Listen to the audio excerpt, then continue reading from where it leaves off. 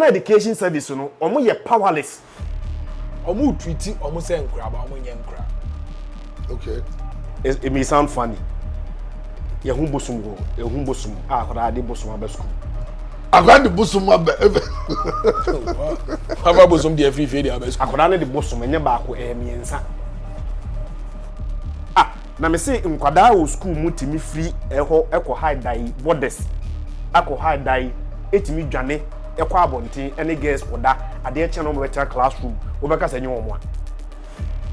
Apartment say wokroma. Yen say obi adwo. Say nkura ne makwan. Na say yes have a real apartment in ma, you'll be surprised.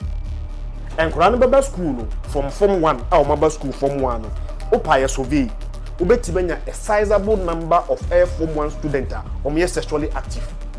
She say, Kosuani me kukrano. Omu infused no. Hey. Oh, so bolo. Infused. Kosuani me ko infused. Profino mudi in a tree. Yes. No, I'm just saying. Profino mudi na things are kwani kwa lollipop no. But the baby agusu wodi. Ye wo school, a reacted second break. Ya bro sayase staircase na say boy and a girl ejina eki senior video home. What? School kana class ayetina yenim say ye 40 pen we ade obi be hu akoka no. Watimi di tu aba ho. Na nteko aye bie mu nipa mu bie stadium odi tu ebetuma ko hye be bi de ko hye bo bi ase.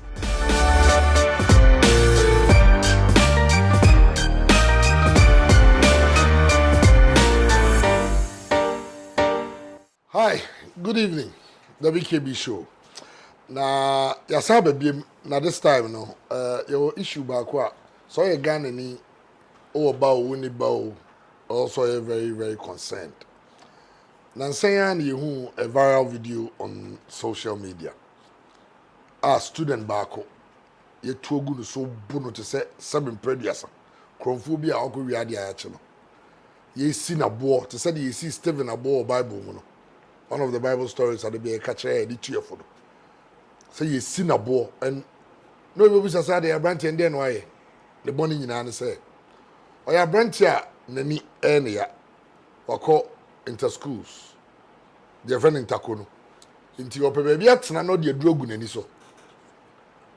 There is a rivalry between this school and another school.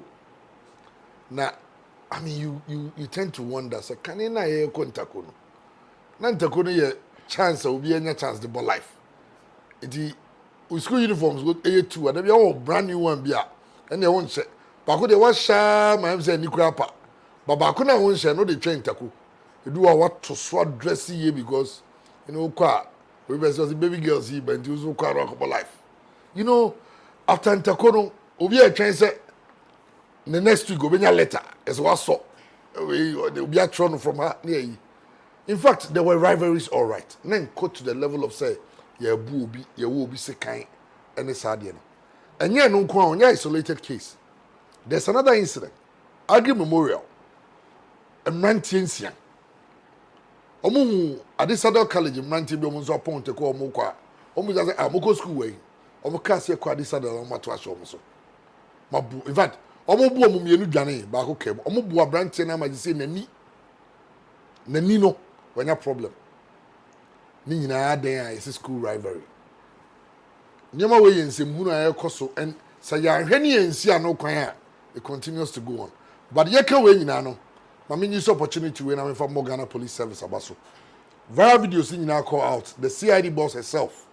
Afraid the headmaster of Sodro Business School. Eka chere say o man 24 hours on from 19 mbra. In fact, in 6 hours no much mention you know.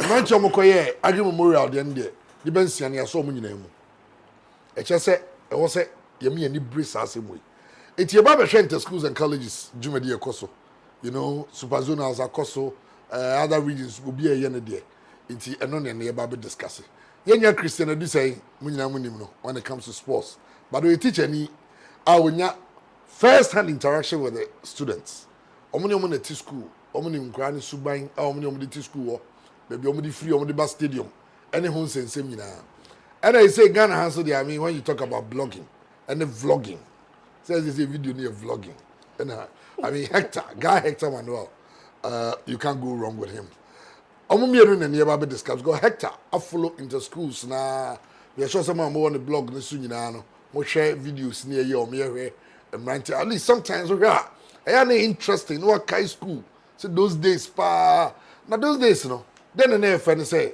some mo kontokwa ko yin so ne toto boy ho we tunso bo we ni we atunso bo we na enko to the level of say you just a kind of sad nyina it that's the situation our country find ourselves and these are the people who are supposed to be the future leaders and I know since some beba abeka ne aka nyina but me dia me di kan I say omani and I'm sure that is why they haven't even discussed it in parliament. Parliamentarians only moral right to even talk about this. Because those people are supposed to be role models. Omo time parliament. Omo konya mo bi fate was this obishwa. Now parliamentarians or fate was say sobakushwa. That's the level. It ye normalizing tokwa. And I nyanum keto yi ne mai ensusuan. Me mama kwaba. Yeah. Hector say very cool. Nice one. Christian, me shall say through. Come on. Me sure say video no. I'm sure we are. Oh yeah. Me dem hesa na me niase nyina tete. Wo se woni nkwara ne ntena da na hu ya wo be surprise. Okay. But I say nkwara na be school money dey. Me hu some of these videos no. I wasn't surprised because some of the incidents in hu school no. Yeah time no nia. Now onye hu that say some of these things will happen. Until never in school, no can be the Sikaiba school. Me say there's a school incident. Akwada to a school. I mean, a certain a to a fair. Or the two best school. Yeah, pistol. Or the bad Ne papa two. And Wakofa. And Wakofa no the other school. Or the Bobiana. We name the other. Akwada best school no pistol. Esha akwada no the other school. Entino the only kwada in school mo ehun subaya kwada ni yi na di na nsan dia. Ohun some of these things are obey surprise. By any Koranatan school, any Subayan Kodani, Edanedi, any how Ghana Education Service actually implementers of a policy and say we chia. They've empowered the student to behave the way they are behaving and say where authority is oppressive or more so mutimi control Kwarano, and man Koranian power, some of these things, you know, and bound to happen. When you say Oma Chacham was a gumacha, we must tell you. Okay, so my main running down. Okay. The Ministry of Education.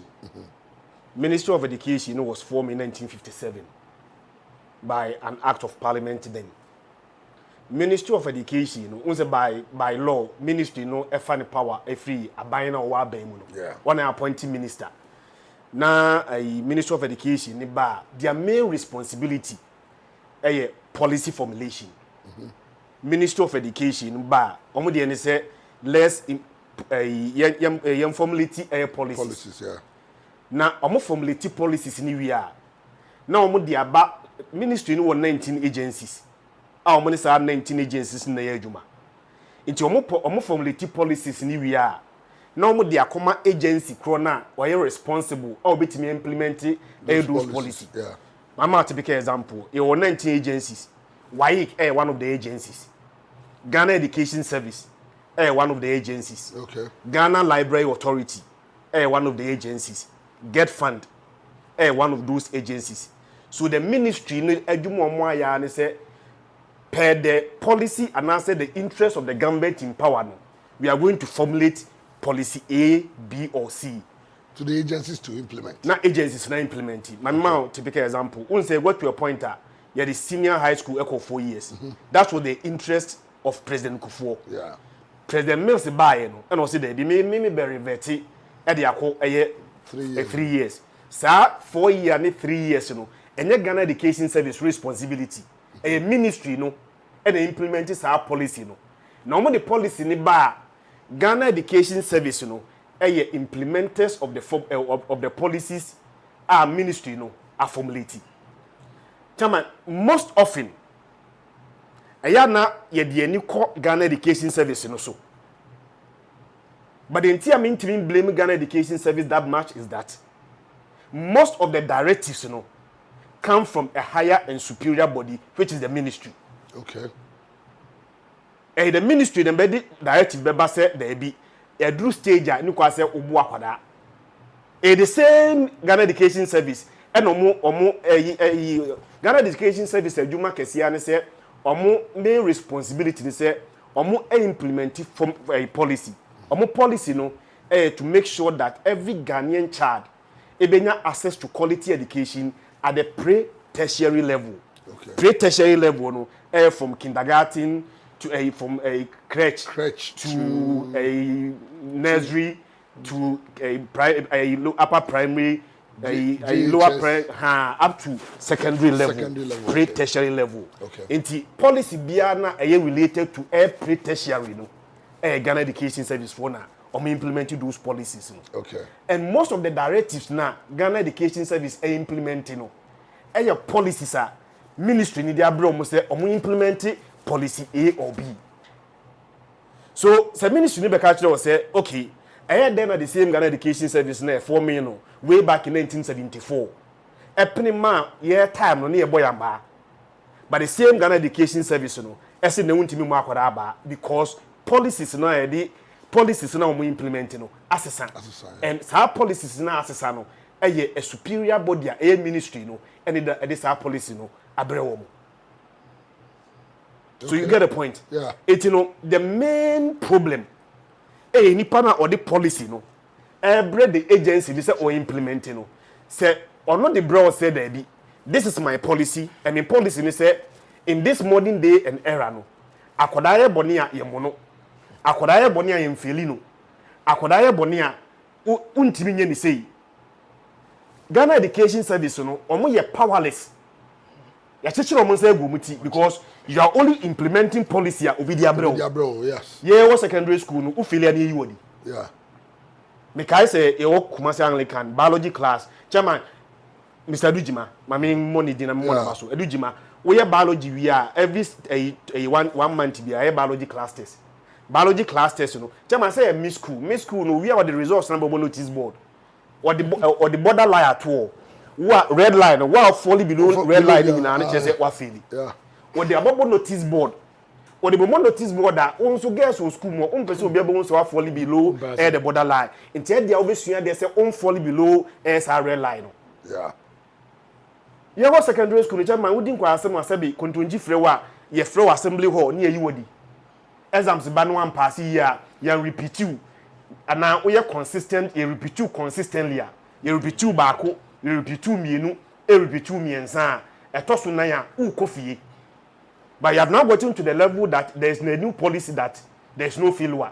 There is mass promotion. Some mass promotion, any no failure, any say intimi nya kwala no. Any Ghana Education Service preference. A ministry now omodi sa policy na ba no. And Ghana Education Service has only one option than to implement the policy formulated by the Ministry of Education. Okay. So that is the main problem. They say in grand fence and come. Remember, I mean that policy no. And so Hector, what would you watch it? You know, super zonals, inter schools, yeah. Bako heka krei. As some other Christian can make a cry to so. No, can say it 2 once and start creating the pace over. And last year and last 2 years, Adas Bantuma. Adventist Day, we did 2 choir or train a boy, and my chair philanthropist near the consume choir. A 2 grand can do to school. And I think that problem back when my rainy year, I say intimate fans over doing. Almost treating almost saying crab, almost young crab. Okay. I will say a mamu thing. Measures be I put in place. I say a form say, I think I almost say, oh, I could because then I can hear time. You go to Zoya Quantaco. Oh, Babu say, a heaven's gate, Satana gate, Kitwebo, you remember Prempenny, yes, and 12 for new Louis for no back cadet for that time when you so cadet.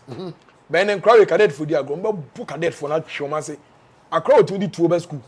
Nantaco. No, her cadet Nina. Now, what mean is school canna class I tina, you need say, yeah, 40 penny or where are you be big one cano? What me the 2 about? Nantaco, ye be a munipa, be a stadium or the 2 bit Marco Shabby, be the question will be as a mobile. He say, yes, a more backs. Now, much money no money because see. And Crowley now would treat you almost and class cadet for a measure almost. Or my passard treatments, how measure there be. I'll say more stiffer punishment. They say more money on my military securities for a measure almost. And yeah, on my private phone and a phone, cadet phone. Private security. On my almost. I'm going to me handle on crowd. One chronic is a kind. Ebi treat you. Or can to. It may sound funny. Your home bosom go, your home bosom. What I did bosom about school. Oh no. I got the bosom up. Have a bosom dear free feed about I school. could only the bosom and never go me and sa. Hey. Or the other school. The I don't reason is know. the reason is Ghana Education Service new policy is you have to provide education to every Ghanaian child, regardless of social, religious, ethnic, or whatever background. And until na korana your friend my guy na or de nitino rasta no ko no. Until odi bim. Because akorana ko argue based on religious basis. Yeah. Say nitine guso no. And based of Rastafarian religion and based on religion no. Ghana Education new policy they say untimi deny every Ghanaian child based on religion. Me say akonfo in school mu a ye mo twene wo ho. Ye cultural display na ye bo twene a nkora nyi bo no am say akoma TS wo mo so. Na akom na ba.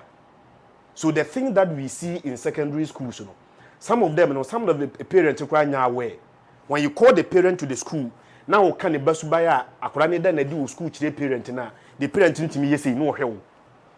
Are you serious? Me ba. Na me say nkwada wo school mutimi free eko high dai borders. Ako high dai etimi dwane eko abonten ene girls koda ade che no better classroom. Obeka sa nyo mo a. Obeka sa nyo mo a. I nobody be out here sometimes. Oh, yeah no busa on Ghana out here bia because what the here.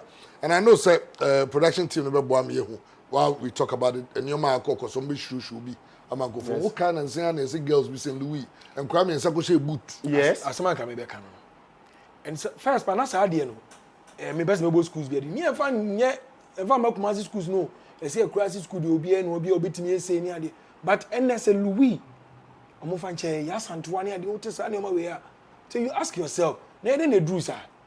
Are you serious? And even all students in the class say how quarter the be find school one just na your school ya ekoi he say there's an akwe most of no mo bomb heads needing and na nka message family wo ha and na ma adwo wo ha and na we wo ha and the school na asesa ni nyina gina Christian be e kan so ya cheche omo nsa gu omachi onu teacher ni kro wo kra na akra ikra mfim na he say e do omo court akodi be ma wo de na be gina ya akra school bi that's na the teacher ni ba go say ofra akra bi o ten na akra na gina no easy on ne be toto. So they try. yes.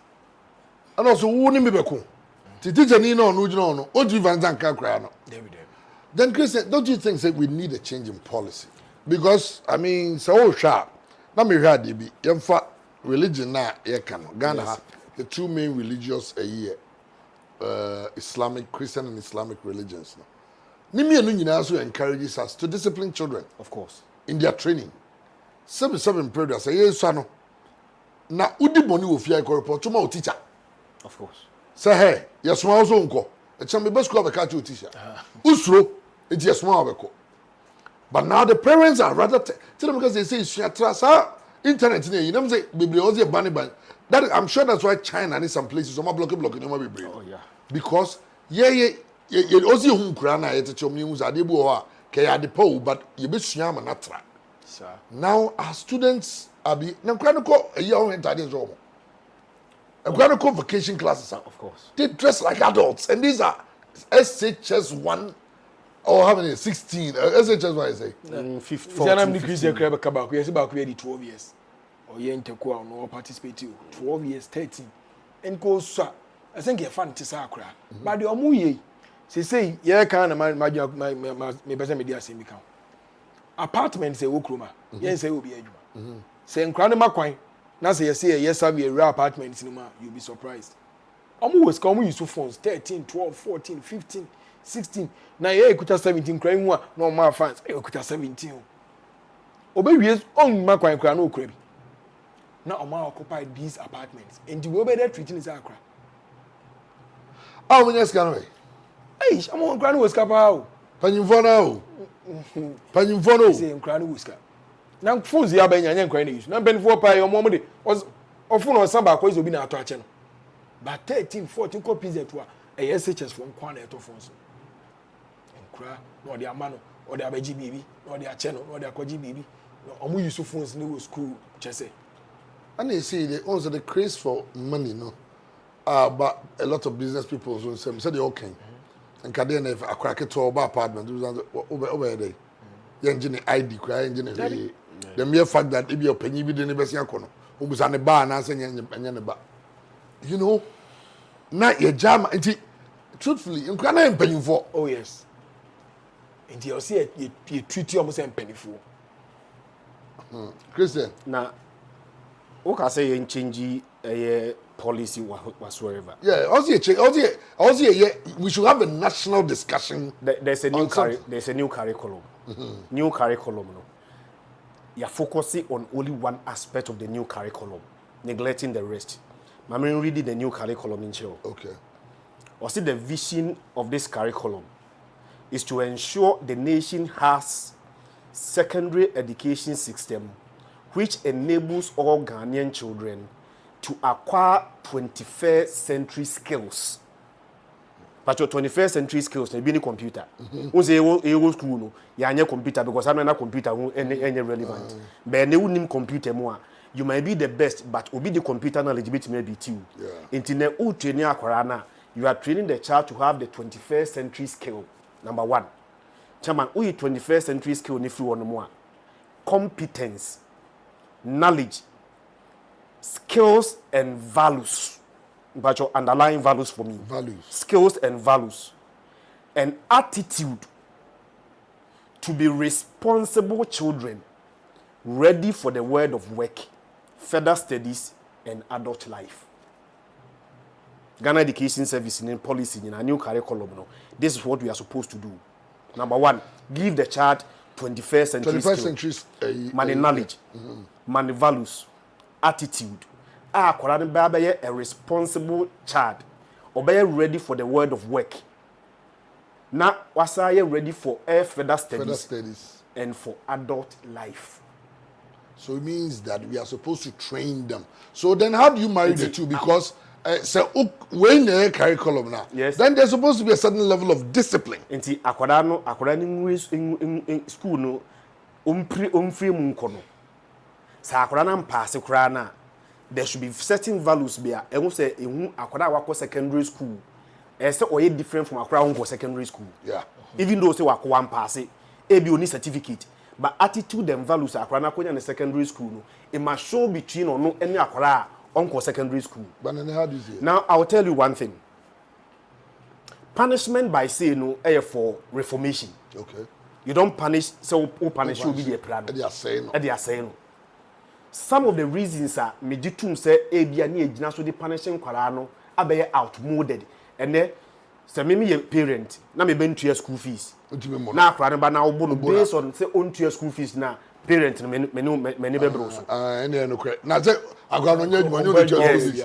Ne ba me ne be school, ne ma me ne bia. PTA meeting. Parent na say ba. Parent na ba. Na wajina so no abo akwara no. Sabi it doesn't make sense to me. Say akwara I say the parent ba PTA meeting no. Akwara na ama. Na yabo akwara no. If you have any punishment, you give it to the parent because one perform the responsibility. But akwara wo ye habitual late comer to school. Give the school authority to reform the child. Yeah. Akwada sebi yaman assignment awonye it has gotten to a point teacher for person be lose omajuma. I'll give you one typical example. Teacher ni abo akwada ba. Akwada na obo na ba no. Obo na akwada na ba na akwada ni shiki ni nsa na akwada aba na kan ni nsa sei. Eni nya mark. We don't know what happened. No information edu a regional office. Sa teacher ni no obo akwada na ba no was called to a regional office to come and answer query. Do you know the message send there? Message na odi yin ne koye no. Enkwada no ya wo esechichiri na oba abara no. You are referring to regional office. You have empowered the students. Ija chire bi obi years obo na obeko akwa report. Ana mesumi esechichiri ni am from sanko obi. Other teachers other teachers no so ehun say omo colleague teacher ya ba aba keke. Am ya frɛ no anko even a district office o. Regional office to come and answer query no. We're just waiting for the basic regional office. Most of them can say, okay, if this is going to happen there, and yeah, my responsibility is to come to the classroom, teach, perform my duties and go. So akwada ne say ya, on say mami oye yi a on fa mami fi enti ade am betimi aye betimi reform ya kwada no say system ne force me say mami nya say dia then I'll just want the child do whatever akwada betimi aye bia no na akwada ne e ko ye woni mani bi wono mo acha bi sa akwada ne ya the system must empower the educators to reform the child say eye excessive chairman there you can control it sabi teacher ni bitin the nisi akwada bi so ebia it happens okopa some of the irresponsible teachers now be penny jakwa kitikiti we say be predators ne ho be kwa na akono meme akopa akwada no ebia akwada na mpeni now you take 13 years now the one years akwada no so now bunu dia eno dia the system must put you the teacher in check sabi auto books na akwada na nyes kan to book ni bi na wo de woni isi akwada no so dia eye sabi punishment anyansa nim but sabi mama akwada assignment ba ko wanye second one mama no warning say next time onye mfa mremi wanye abara me kwa me ko ba akwada no kra no me mo akwada no I'm going to treat the child as a parent me the akwada no be gino say me ba wa ye bone yes so what I say na mo punishment dia me be ma akwada na me punish akwada no to reform the child and to a large extent put fear to the child say me ma we no wanya these are the consequences na akwada no school mu a they know that if they do not do what they are supposed to do there are no consequences whatsoever there are no consequences and mesa ma one typical ade ba kwa yisi a ye nyina adwe ma so population a group ya no na ade bi e wo mbia nso group ye wo secondary school no me fa ne say time wa senior secondary free senior high school ma ye no be bia me kira de no na the entire school population chairman na around 1,002 ebia form 1 for ne be 500 form 2 for ebia be 400 form 3 for no omun ko ne bi jai ne bi next what to the entire school population no chairman na be 1,002 no if say obenya emu 10% a omo social deviant a na omo say no me 120 yeah and then the same school no e 1 year group almost 1,002 so 1,000 say 10% grant 10% we are talking money almost 500 account now 120 ntin kwara bonni no a oma ba no social social vices na kwosoro no I multiply by times 3 but unim teachers at school we control the same kwara no the same thing the same number you dream ho a sometimes once you dream educational infrastructure ho a you dream library you dream ICT we talk about buildings infrastructure but a teacher for the better school ma human resource increase no the same number. How do we expect about 30 resident teachers to control almost 2,000 students in the school? How? Without giving them any authority to discipline them. And authority crowd beside their man is so often discipline akwara so what's the idea for them? And you know the sixth term no ni nyina and say you can see etena senior kan say me hu a every single major stakeholder at fault. Government can be because government na church teacher for say bu yachi. Headmasters say bu yachi. A wontimi discipline kwara. Parent can be. Parent bi timi di ne ba chi ba school ba bu teacher ni. Adenti a teacher ni adenti na wo don sa kan ne ba. Ontie the reason tia teacher ni ne sa kan ne ba. E bia teacher ni wo valid reason or reform akwara no for you. Yeah. Teacher ni na odi akwara na be hye ne nsa no or reform akwara no because akwara be di teacher ni nsem say.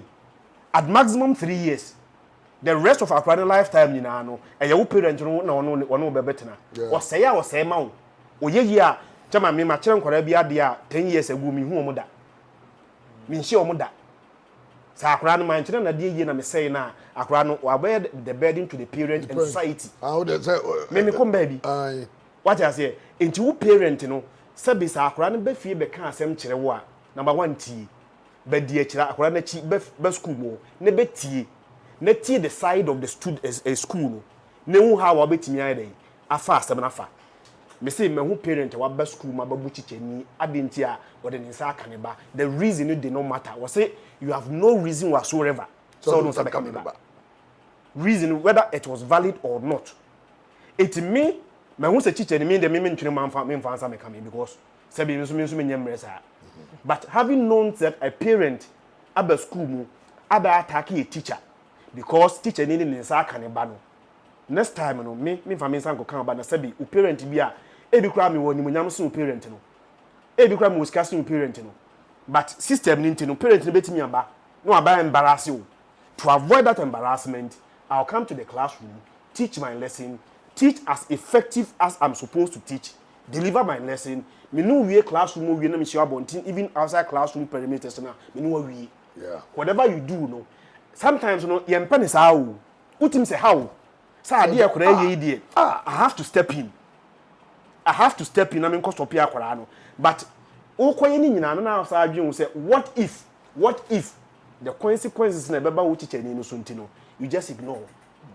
And chairman ade bia nso ya yesi ade bia no won tu ase a ejin hina afi na ne solution akoyedin uja na ebridi ni nyina no de e won wane say o say iya group ni we ko na we ba omo ko no subai no se won timi ntu ase ama omo amfa nkwa a new one ba besua fe omo ko no ho so because cyclical. Yes. We more be a form 1, form 2, form 3. Form 3 for the core, 2 number 3, 1 number 2, no one about. So we more with the we more ye no more. If I have no power to control form 3 for student now, form 1 for the bar, chairman they are sober. Yeah. I feel no matter for. Yeah. But they study the system. By the time no form 2, I won't say form 3 for the coin who be a teacher for young control, they copy the same lifestyle. Yeah. And the behavior become a cycle. And then the number of residents, me pon school me school mo. Me pon school maximum by 4 p.m. na free school. In Kwara no so a, o say free senior high school no so buy no. Most of the students want to be boarders. Yes. Okay.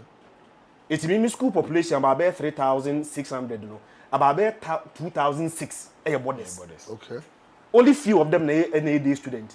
So 2,006 no. Any part net school more no student and so school population 8,002 no it the same number of students and the teachers and they control over 2,000 students.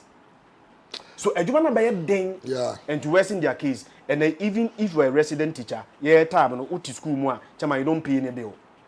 Teacher for any education we nyina no they pay their light bills. As I say I am telling you teacher no now your light bill. Say you so ne ba na your water bill. Education wo ye no omo ye resident teachers na adwuma omo ye no chairman it goes beyond air classroom teaching. That be say we a resident teacher it means that who teach 24 hours. Yes. Because say BBC be also sorry ko. Uti bibi also una odi echi. Our education needs it. Also Remember Samba because you are giving us a lot of insight. Hector bit no. Hector the programs no ko hu omo. Yes. Uko programs. Uko trap programs. Then we are no one, especially who create bia. For instance, they are dressing. Yes. No. There are nothing to check. We got a kind of relation to sports here. Now, me Christian, they can't say me. Say it will be one coin, can't say me actually, but on pass him. Yeah. As I'm craft, they own that, say found well. Now, see, I'm trying to come before some base superzone, I see I to quit. Now, in so petty, I can't even echo share stairs, and I say. TV de mijina movie so mummy omuni say mate na ukofo bi dinto kwabi twam wache na kwabi me hwa kwabi na me twam bra sim jam una gina hono e di asem ko na hemacho sin omu ko buya boy na wo ye wan wo ye my Tyson it wan kobia tu wan kobia still about my hygiene ni ken because me so say okona bibi to na wan ampa ko ibu afu amuna me so my hygiene ni ken na me na gina hono so wo di akira Nancy Prempe College 2003 years ago. Now he was school as teacher for high dream. Now the funny thing is that we school. Now to say no more. Yeah. The sad thing about that, you know. Yeah. After school, almost 22 years, I have Prempe College. Now a teacher, that's one on brat here. He's a boni debate today. Say, you know. Now you so or your bed ready in Kakra. Now my classmate for GG 72,000 they come on. Now as you go school, one wine, 1 2 4 1 year the papa beer. Teacher for no munya could be enfino amunya hwe but who are ezo makatua juma opeso obo ankra na obo oba na ase chenchena oba babu no school mo no ma eche bi obefi ene me koso school mi de bia me say o say treating grand sem omunya nkra bi drugs and grand fa school no first by corporate college ni ade wuti so bi kra fa buzanga le e ko twene o ma bia no ho yɛ wan oba school club so okoka see ya dan e ho snitch oba akonom wi o no ho yɛ wan okonom wi zan oba school na ye be di bankuni ade no jollof no okonom wi these days the funny thing is you'll be surprised lunch na omo di wo girls school efre eni o maybe eh omo so we be say me who the right name e dey ye kasa ya me ye beba na omo dey infuse say kosua ne mekokura no omo infuse no oh enti me ndia de bia ye school for programs na de amitwa no me very careful me ndia de bi so bolo infused kosua ne meko infused tofino omo di ni na twi bako yes no omo di asem tofino omo di na things akwani kura lollipop no but the bibi agusu no odi your favorite bibi brownies that's what I wanted to talk about brownies uni so odi biscuit uni so odi bibi but we and my besia kopeti kakra gu ne jollof so school no akudi and it is happening in almost all the girls schools and the miss schools amu be fia kode amu me say e wadro bi honum ohun se nkra ne no ma o ka se bi a ogbo wa no no ode no kakra kode no akwa enti nkra we na obso o yo mo se nkra babo te twehyeha puwa o makwan twehyeha wo hu kwa na ye masho and these brownies this infused in your man and it is very normal especially omo wie ba university na enu ka de na say enti me manage maybe a covid by say covid amba na maybe ana shisha twe ekono covid am ya ka fie kakra kese obi a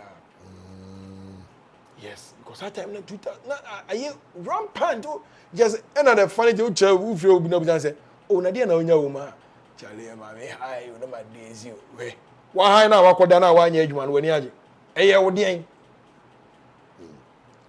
enti nkra ne de chamo mi de me hu zo bi na na omo ye nkra na enye omo sei omo de sanctions ni ade ba the sanction you am na kenten me wo problem with it but etobo na maka say omo nya na enye sa so ya ba ne omo for 2 years me hu ni say first year for omo nya ba school because nowadays your first students kana your academics for more for muso more sports and only the reason ama okes for near mass for near there say Louis ni prempe for ni timi two omo he say obi bi I say the first player come football picking yeah obi picking selected yeah my I had my sports masters no kwan akwanya mo ko fast sports for them be fra enti eboa obi say mo am ye ma ba ni school form 1 form 2 form 3 form 2 ni 3 for ni ko obi ba ni omo 2 years na form 1 ni oba wasa na ade no you cannot make us come betimi but we say the omo ye ni so a chese unhu de because obi kwa make a case about so okay you say bin say near can about the course of central region yes. Imagine so okay yes abane ebia Swedru business school ya mama betumi ka baby na ho nso na Ghana's best sprinter bia ebenya in the next 10 years or what.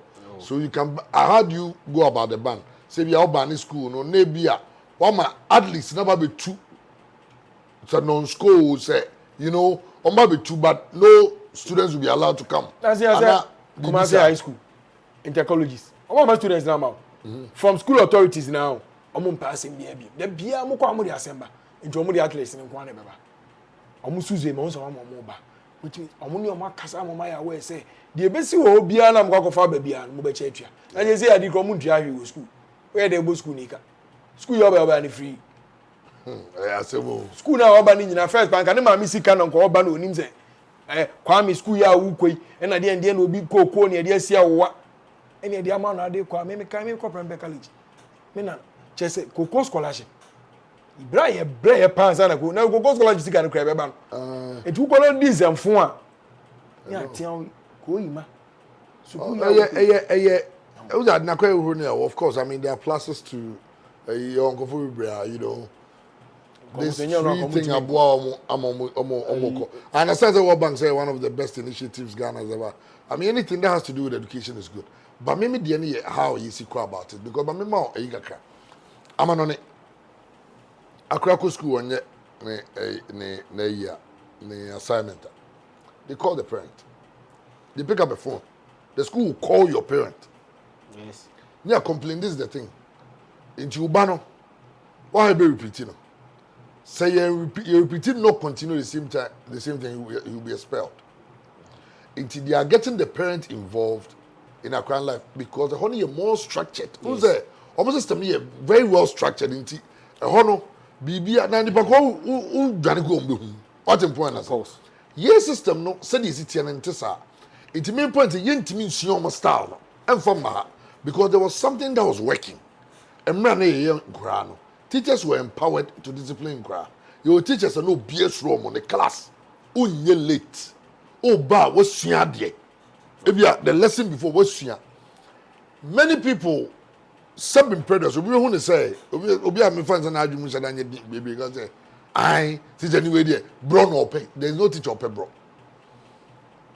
So or you in such a way say every time you are supposed to come to his class say bia ochra de nra so beba echna de a ana ne de a also usua no sina ochre na nyesa obusa kwachi no wantimi obebo a odwen hu akwa echira say he's helping you. Imagine if you cultivate that habit. Yes. Say every time I go class bia no e bia wakwa go do university level okọ upon lecture akọ tenase go sua and then you go through again wakwa de obi bia the next lecture odi attitude na de ko endru time ever do exam no and wakwa see books atwa ho ahia I don't know sisi nsuom I don't rob as come and you say utu mining because the training a teacher need be the amount say every time we the things stick at the outside can be a count. What I say, but here and there are a lot of the parents need to know for no. Yes, it's you are not careful. Not Ghana Education Service. I'm many I am telling you, right? O de mama ebi. Omo ko osu eli. Obetimi ehun panyin bi. Uzazo ko school osu ko osu eli. Na say that pa obi a oya big man osu eli na ko e. Obetimi ehun obi osu ko asem mix. Say asem. Ogo high school na ona. But him get here. During his time, those schools were the best schools. yes, State experimental ammonia there. What you say? yes. Now, Some boys will be no do. Yaba Bedu level, okay, I see free SHS. And I feel that's a subject that we should have educationists, not just politicians. This is not something for politicians.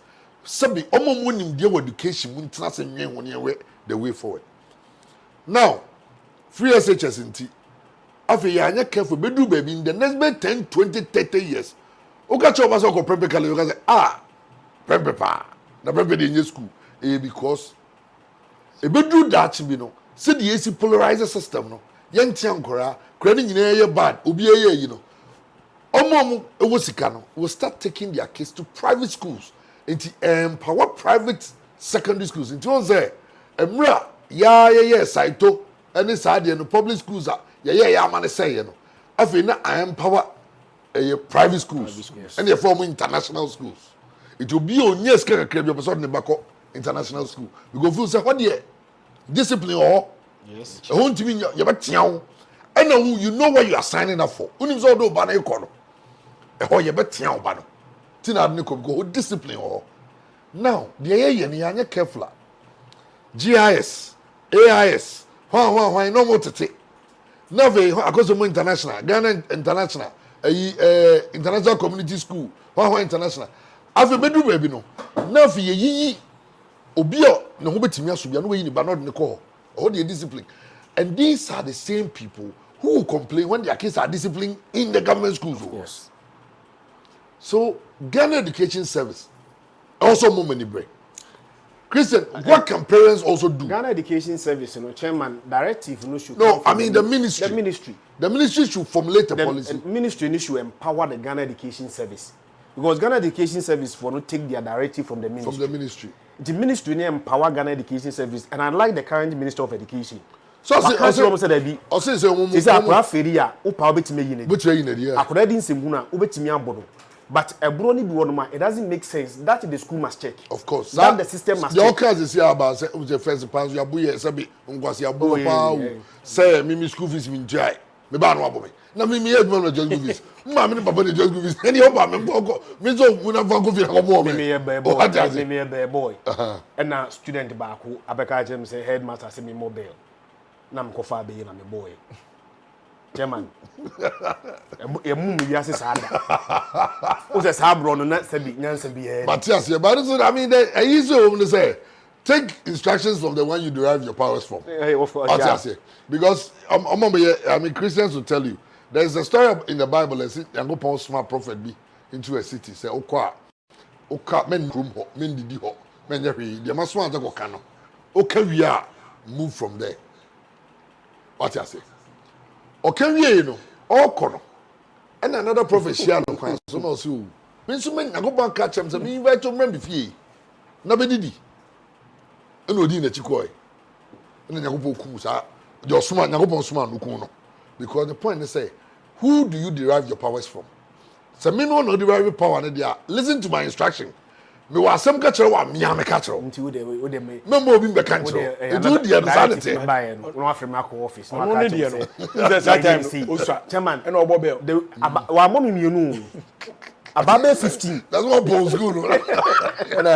man go school no ay assembly near ba if you got my information yeah you go back to the That's class what bon. Na e class what bo. ya go ma chibe 15 chairman wo can parent asem sebe nkwara na ye tete wo mu no ye ntete wo mu ema teacher fo teacher ni no or tete akwara na ma you the parent or tete akwara na ma the larger society ye Ghana ye from mine nyina na parent has become so busy to the point that omuni time mama Scapeo.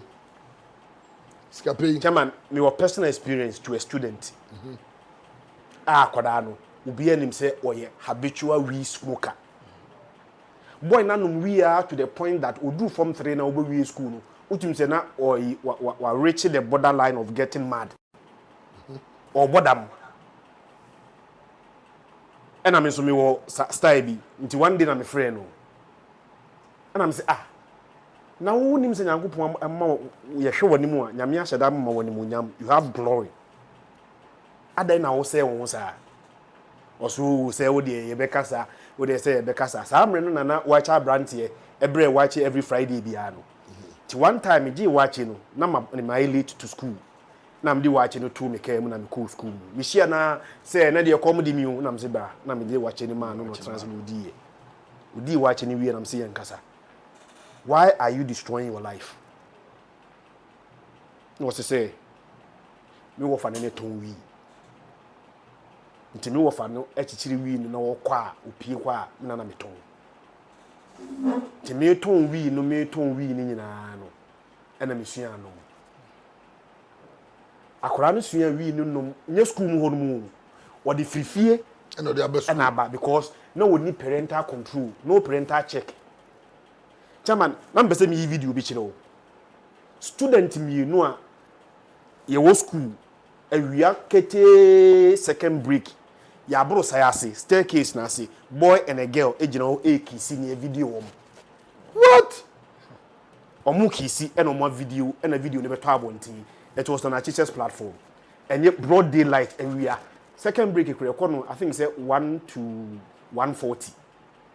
Sa break time no. Na staircase na say Cry. no me no person no one mu other student ni na atwa won hia but omo ye the lovers as in quote no ekisi and other student no mo hono no in video and kora no baba school no from form 1 a o maba school form 1 no opa ye survey obeti manya a sizable number of form 1 student omo ye sexually active, they are exposed sexually, meaning that we free primary school ba no free GSS ba no akora no the virginity no obreki ye ansa na oba secondary school.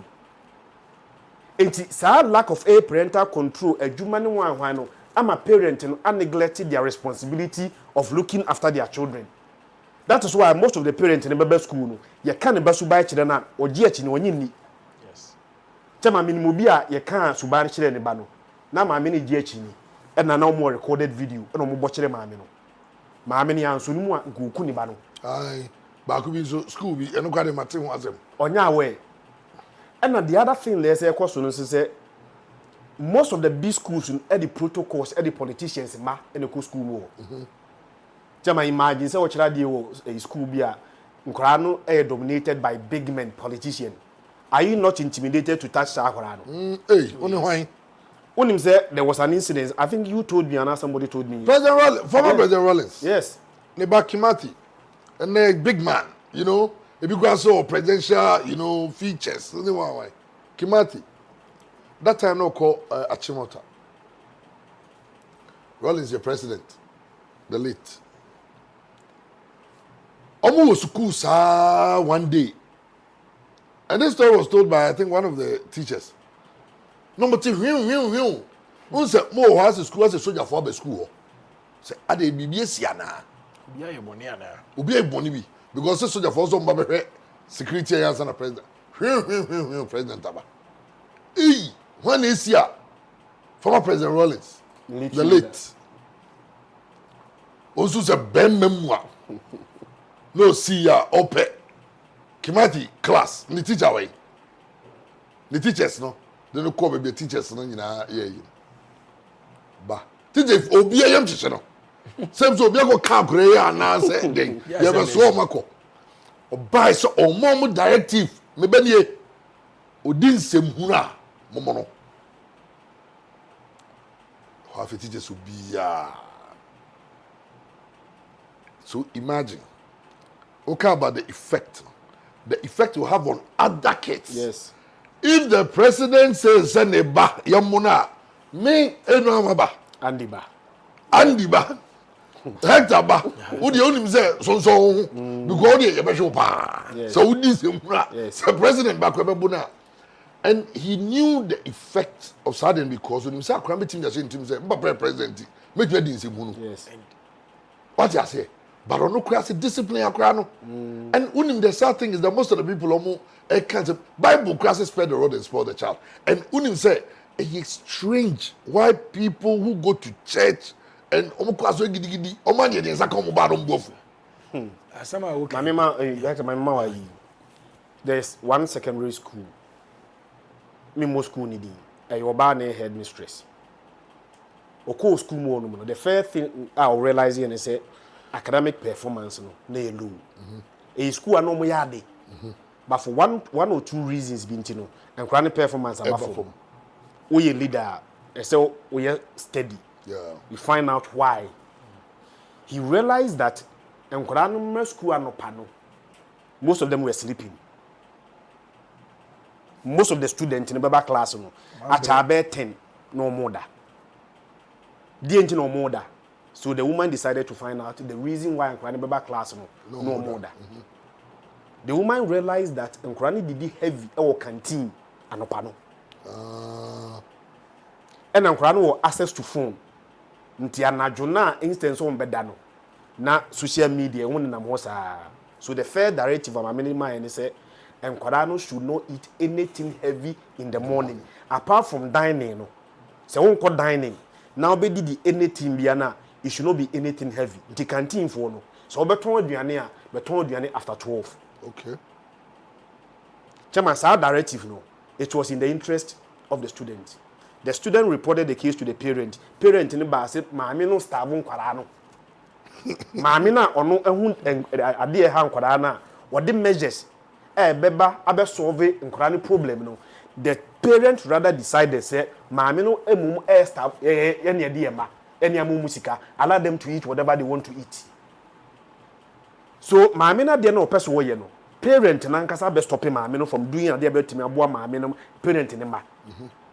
So the bigger responsibility sa ban no kra nye emfa power no emma parent na there is parent teacher association so mo yi teacher na free ho you say a parent teacher a parent association parent ni betimi ahia aka say ye ne emani we are giving you the school this power implement this and this assembly aba we the parent are going to stand behind you. Omo anya ni sa no mu jama aban no always want to score political point intino ebetim bi ebetimi amamanfo ni age no kakra bi in the long interest the best say o man no chama they don't think about that. Me chira de akoda wadi mi nsam acha ye 3 years akoda ni free mi nsam no ye yi a ebia daachi bi na meshi akoda ni ba bi obum say say we chire ma de yi mami sorti no ebi kura no me so me mompa isa akura ma kira de enye yi nyame da me mompa isa obeyi ba onye yi na me matera wo ba sa akura ne se ya maame no una ye the first victim me gitum say society no be suffer there because akura adam ye bofirifie yeah akura no be amroba otwese ya o kuma me wi asa na otiesi abonten enti no parent no ma emhu se da bi nyema bi wo ho no mo a se ya empower the school no maame no nya da agukura ene wo ba ne ntena me bakoku me sorry anopai me de ni ku school e bo 7:30 wo school be kwa kofa na ebe 5:30 so the whole day was spending majority of his days in school school yeah oduru fia wa bre wadware odidi wi ya waye ne homework waye ne homework wi ya chairman otom pass wa wada so me as a parent no me need time me nya access to akwara no to even train the child the best environment I bet me provide the proper training for the child no the school and so why am school no why empower the school to instill proper discipline and values na me kan wa asem no man kwara ni mu a parent no kwa chama wo time kwara na wo ko adwuma be do fit am be and also na me kai sadi we yesu so no na nkura team parents fa namfo oh yes so be ka nkura team ye namfo na anam so ma parents abaye namfo se bia ko school wo ma be so wadamfo ne wan wo bia oh da ko bia wo ko oh madamfo ni o de bia ko share wadamfo no so bia ne maame ne papa no ma chia akra oh nice and yeah weekend de bia weekend we me busy kwa me na ba mo ho you know yes the mistake these days, and it's sad. I mean, a lot of things, religion and a lot of, superstitious nonsense. Now parents are even scared. Some me bano. Ebia mapon adwuma. Me bana pon school, ba be do fie jame. O na hector gas and my opinion for no. Na ya man kwani be opinion for in the sense that akwa no be pon adwuma no. No, over pon adwuma late. Yes. But I come pon school ntem. Fani so be pon adwuma 5. I come pon 2. Ta kwa pon 2 no be do fie a. Akwa na penyi preko because say no ono kwa na ofie also ofie ni ho. E no be ni bibia ono na bibia akopim sa wo beba. Omo mutie yi omo scan no beti afa house help. Imagine so woni bia. What wrong is it? To say kanina ye mo bia me pon school beba. Na bia ma me ko dwomo mai. Ba me be fie ho a omo ye ko school ba ni bi zo ma me no mo ho. Enti on ne take charge of us. What you say? Yes, yes. The ebedi the we ebi yeah ni nyina no it becomes their responsibility. But today yenye and if no more abuche no na ade sad nse more abuche na ya ade especially Ghanaians no because say be a Christian oba o say be a me west schedule and be a me west schedule na be a me no e be wo fie e be a call night waba nja no po iti anopa me ko school ma drop nkwa no e be ono pon back form abafie nti se bia ne yonku bi ho ti ma ne ba e ba ne nchen se o se ono mpon adwuma iti obe wo fie ho obe didi obe ni homework ho omunya be bibia ti ono pon no e fa na ade ku fie ba ye setting ntisa ye setting sofu bia ka kire ma me bi se wonye yi kire se obi ama oba na aduane bi ama na ba yie so now onti ade ye ken inti first pa no me yefia na yatim no me ne nkrofo bi tena afie mu a later na me nyine be hu se wo munye me nia exactly asama de bia me kani me I have a lot of me family so because me mama and me nana no me mama no nyina no yefia yatim no obi aba ye ne ba yes enti umunsa fe wonyini na obi aba ye wonya itimi ko dada wi mu itimi ko didi wi now enti ye care about teachers parents no our religious leaders should also take up the mantle momun dwen sabisika ombe nyanko aho because ikano ade ne say wo de be say bi wu oh yes say you can say na ovu say opa fa oba no fa ne free akọ Greenland ebe work say magic oba no so be say because you also overseeing this among for the say yes it ye be say kanin no ne nyina Sunday school ne parents insisted say nkranko Sunday school of course na me mango Sunday school ah ya mam ska week no enti edu baby trick no kware say na go pon mo that is so ngwa ne sem kakra enti yes Sunday school no be pon 9 that is say ti na mo so no be so obekọ aso ye jai aha enti ono ko mi so me ba Sunday oni say ye nyina ye ko me ko Sunday me dware aba on so ma e be pon no say ye be pon na mpanifo no so pon It's less in Asia, they are beefy. It's me to ta, say, on my phone said 9:30 and 11 number point. It's 11 number point. 10:30, 10:45 number. I didn't call a boss. So much you. It's your phone, let's say in Asia. Now, say every day for the thief, one day for master.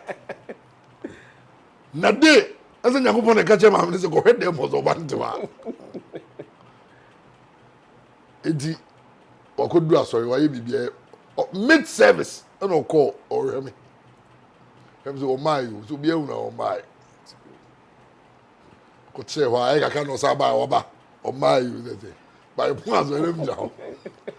On Cassan, on Cappy, and in coffee. BBNC, Medidi, Mada, Unim DSC. within BSC. Made the one that you know, Masum Sewa. What I say?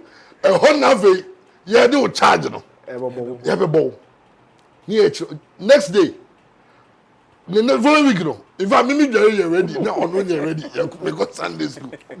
What's the point? I say, those times, parents will ensure that, let's say, you will do the right thing. They will train you, lecture you to be a better person. But near that man cry. Teacher for no more common sense, I say, mom from Sankom. Okay. I saw him so ever catch us, so for say, Muslim preach Sunday school, mom and inco youth service. No, no can some junkrana and no see a jay. Okay, me Sunday school, me Pabua ne fenina, Gumi Bradem. Sunday in Yimau. Jupen Pabua, fe crasher. One co Sunday school, Sampa Buan means a week no. Me snake efe, me shoe efe, and no young fan school. Pabua the co school na too. Pabua efe now about why Sunday no. Chairman, you are even motivated to go to church because Pabua no. And I never quite sorry. My main can't say me enjoy. Yeah, we are not, Mima, you're wrap up because now we are not getting to a point that who you will be Baba Pa now so. Who you be Baba, who you be Baba no. Now who are we and who will say, hey, say, we could see. And now to me, move be better than any. It can never happen. Untimi, beyond Sakra and a commodino. Nancy, me was a na Caribbean Bobom me door, the cocoa, there, Wapon school, or mammy, any or throw mammy, or mammy so far into Yaki. Into me family phone first, and mammy before, and I'm say, okay, my number, not in my number, mammy. Now, me friend, my minister, my number. Now, another at door, no, I'm see into wedding. And also common dinner. Oh, I can't say common dinner. Me free the drink drinks in Yenna. Also, Moton, or more bread be or Macum package. Some of my a whole pack. My yibako, or my to me 2 packs. And I'm a day drink show and I didn't so can who. Now, my mom's almost fan coffee in Concudi. Jama imagine some I mean by na kabibia ya kwara. On mini the concept na me dey ne ba papa no. Obega se me na mai ne baboni. Yeah. Ti say me drive it na me hu school kwara so obunam kwa so a I am scared to pick them to offer them lift. Because met me ya kwara na si baby na bi akwara na nkwan ko do school. The first corporate e be sa na me. Ti me nam ni nyina na me hu kwara so obunam school kwa ho me student. Omunam school kwa ho ko school metimi am lift. But me man lift we na me koyi akora ni si baby na akora ne kware boni sem no wanko baby yes wo kwa me na me fa no as lift no the parent is going to blame you in the first place. And the lack of parental control abiding the chairman abiding need greater control on a child than you the parent. And the parent no chairman ya many amra and a dear one say asema ye kan it might not be your child. E bia do what training be but you still have to be very concerned. Of course. Because sad deviant society character no cancerous. Of course. Oba ba ko to abimu akosua firi ono no ho. Oba na wo de wo so wa training yi no into obi de na o ye ne mfa wo no. Oba ne sa akora ne ba akosia. E ma sa suban na wo so oba no nsua no. Oba akosua firi bi foforo ho. Well, that we can be sure. Young men they also. Doctor, they have put on also be my parents, ne teacher for them. Yeah. I think that media need to have a couple politicians now for their political points or penalty. Or 2 points in BBR, but I'm implementing. Oh, and as we are you chroma say, yeah, boss, who can't imagine. And as at now, Ubio Nimboy in beer with my catcher say, Utim's order sonko. Oh, yes. hwe papa ne ma Very discipline. first by my yes na nka jeje ne de na nkono ne ku ni pa wiase o ne mfom so but ne ma no as yenyini ya hu amu tum say they were well trained ne yere enya ne wasem from 31st women ebesi nne komisa ma me free mu obi enya ne wasem nka omo kurambo no ya defo no mo obi omo di Ghana so wo sika papa no omo train omo mayi uye ya cars kwa na de bakroma it means we here for Africa system na de na yakosua de fine human rights and o me ekoso ye buy ni abeto ye de ni nyina egu first pa o hia pani kura wa bonten akwati me je back every fantasy station where you could drew atasmazo kwamo me ba kwa nam de America de ni je ba so na so ma mi bi bag Yeah. ya tete ya wo ye nyina yesu bibi na e feso ba se de obi nko obi ba asem obi hu obi ba chese asetina na ye wo mu no na ye ka no polenya politicians ni kwa ya e wo fie so penifo ma me no me awofo now the all students omo schools ni bi no omo nkra de bia omo so man take measures asem beto Yeah. St. Louis in high school ye nto aduane wo said na menu ye ka se Christian ka se o hwe hu se ye nto aduane bia me call na se nkra na complaining na owo adkonti oso ma mo nto aduane wo no wundi dan ne na ajai obi nkowie obi sika nka so ye to forest wo nya bia nto kowie obi asika koye there are so many things ye mo kwan so mo so nya mbetima bo ama na koso and sports one asema ye kan ye tutu assembly no ma ye koso am free school aba one am na free school ticketing system ne craft sen eso na me ko wura ma 20 cities 15 Ghana e sha kofa cadet for ne go obeyi skani bi kra de for security for na mo ma be ye adwuma na no be cho letters assembly say cia regional minister Ashanti regional mayor gen wan nyina e be ka ko mu nyina abom ama baby but right to the quarters on betima boa Yeah. dissect meetings in all districts here there your Ashanti regional omu meetings mo fa nto mo ni no mo mo na mo so mo nko betima ya obere na nko betima ya nkra wi so and the nipa of stadium e china kosi Friday senior thousands first pa kotoko ne house ko hwebo a etoko aba abufu aba ebe you kabra ni tibe chichira de kakra bi no ato abo ni nua na nani age na no mo ba kabra ni se kan hyatade mu hye obi trouser ho na we say waja no family military man umfa security for FPE for na ma so mo ka na ba kusu yes I think you see all the corners the four corners unity Regina is my kitchen cars need to so into who street ni police bikes na e wono na ya tofu aguma mo de twa mo sa da bia omo mani nsisi wo enti utu a only 4 seconds 5 seconds undi 1 minute from Regina no wadu is my kitchen otu ya no wadu unity ye fam mo nkra na obai omo wi a mo pon nkra na ene me fa santis me nu aba bi shop e wono na chese watum e from just had was nkra ni ye ntago nzu dia mi mi o You come to war, be to trace a kind. ya pono ayi amekom for no ma ha o mama ise oba pono na street na free is my kitchen on be fa ekwa unit so on no so emrante so abade mu on so kura on so ma me say na ade e bi e ton cars yi wo hwe stadium echi on na o ma me totobo o mo ne kan mu na wo free ayi ko fiase obedi nsamfo sakafia sabi nyense me bo obi school din no ma be ensamoni na wo ko first be technical school for say technical school for afi omo ko omo de and you just secondary school for mo so so abuwe technical school for they say omunye underground education service almost your service on their own service on their own. Wow. Lastly, one thing I miss I can say we a parent na who baby nenya don't do it in the presence of your child. okay Because children normally learn by copying. Yeah. Ntinkwara no so ni misa no mo a akwara no ansua no school. Wansua no wadamfo ho. By watching the parent drinking and akwara no sua nsa no. Sa akwara no num cigarette no de be school and what translate from cigarette to awi a usua from fie. School mo sa de man yensua because yenton san ho, yenton wi ho, yenton san de man ho no. Most of the social vices na akwara no be exhibit wo school no. Characters that omo pick from parent who fee. It's never be bebre no more akura say why education to the highest level from the basic to the highest level that the first teacher to a child the parent. Yeah. Language, character, bibiano, they pick from the parent. Yeah. Usuan wo fee.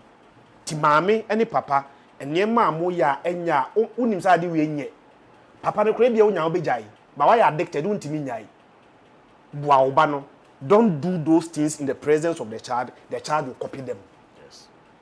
That is why I tell me say I am so surprised me de nansi am hu say dem be say akora be secondary school form 1 wo be hwa akora na akora na bia be 14 years no is sexually active utimi na akora ntimi engage no aka cho say me virgin obeka che wo na me say enkwada ne nyem etre school mu ekowo ba ebeto school no so me no ka say sia me school nkora ne bi nyem oba wo nyem o ti school me bi sua de ebeka 1 month ama wo aka na no akofi no akowo owo wi a no abeto school no so untimi nsake akwada no ye time how dare you very correct hey now school be mu na agota da be mu na agota now classmates come out to aye well the BKB show and yasa ewura ade a ehu hia ewo ya brabo mu and say I'm share I have a lot of friends I'm lecturers in the universities in fact I'm saying one of them quite invited me as a guest lecturer in fact about my field so I went to give a talk and everything and I'll catch him and say those days now na hall no rivalries what I say via Katanga ne Conti no way kujina no more to Jama did omo watem keke that was the farthest it went now I am to a boy and na say university omo ko wura branch ba ko munya asa kwa we da bia o seka no omo ko ye random search e wura branch no the room omo ko seka machete 12 odokoko kotokuro ibi mako 12 omo busa na say o de ye dey o say o de born ho ban school ni I'm talking about a third year university student it is a yamayeni amre adiwe like we said politicians will always be politicians omo nyina omo your parents will be bring na about I think about all of them your parents maybe sometimes it becomes a party's agenda until we go can be ntia ade bi e koso na until no make come na otum na obi wo ha no obetimi a osesa ne man yire ne makogu abuchi no onya ne control a hono cry and still akra no betete those of us are enzunya some opportunity oye den a akra no you have to find a way a obetimi dey suppressing you maybe a oye it's your best as parents let's get involved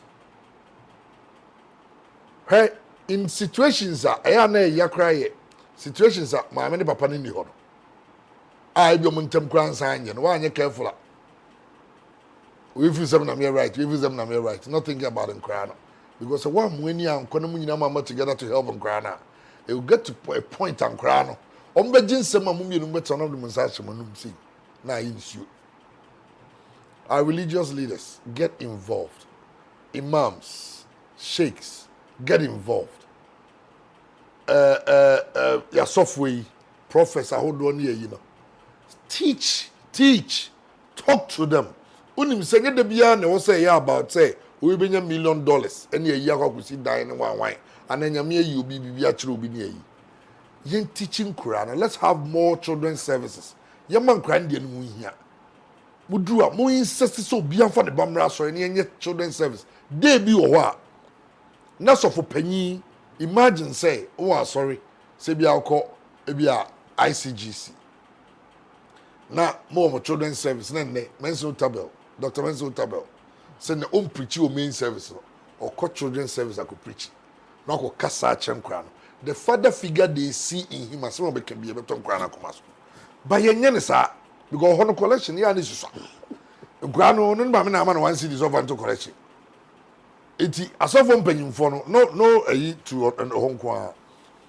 The same thing family chapel, power chapel, White chapel, international gospel sorry presby Roman yen nyina sofo mpanyimfo na mo na enkra nim se sofo panyini no at least take one day in a month say ne you are going to the children's service binim some was sofo nketwa ne Sunday school teachers or teaching Quran but one day imagine say sofo panya bi gina ho kasa kyerem Quran no menyi we you see enye hwan first nyoma na ntimi gi obi say na hectare ken maame bi akodi dwa ne nneɛma kuta no wagye di akogya no. We were taught American school no ne mmerɛ ɛwɔ yi sɛ enhyira ewom because Bible no say di wuna ne wagya ni na wona nkwa aware wɔ asase so. It is the only commandment with a promise in the Bible. Ɛno nko na kevia down. Sɛ woyɛ wei a wei na bɛto. It means say umye nyina get involved. While you're the best here, next week we have another interesting episode coming up. We did the Bright Kankambodu on the BKB show. You better Hector and Sir Christian and so I say. Guy Hector Manuel on all social media platforms. Obetimia follow no. Jumadi bi because we are baby what is going on. I had the BBC. Yakram.